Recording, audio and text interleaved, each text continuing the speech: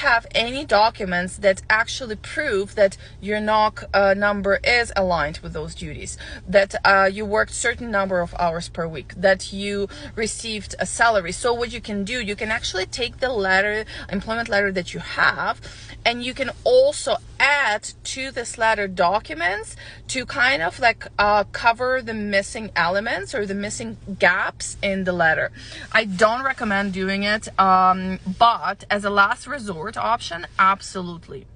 So now, if you have somewhat decent letter and you have some additional documents that also address that concerns that that decent letter is missing or having those concerns, then that may fly for IRCC. I mean, there's no guarantee. It needs to be done smartly, but that may work. But the main question is, so what do we say if people really cannot get any employment letter from their employer?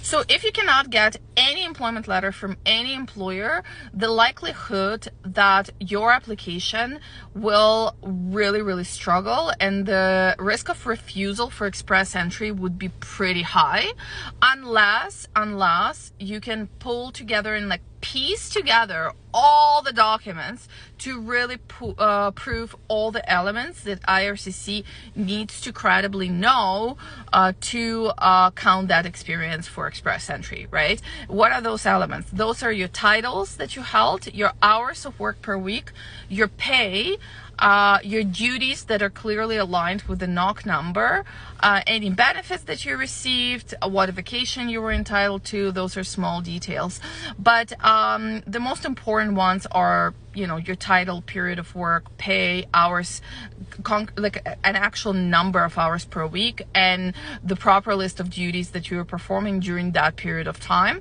And the reality is that most of people just simply cannot, they don't have enough of documentation that would prove each of this element. So if you piece it all together and like put it all in one pile, that it actually proves all of that the officer needs to know. So the likelihood, I would say in our experience, about 99% of people, if they don't have employment letter, they would not be able to get approved for PR.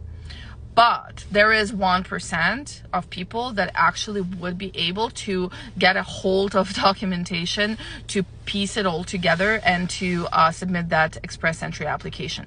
So long story short, don't underestimate the importance of employment letters.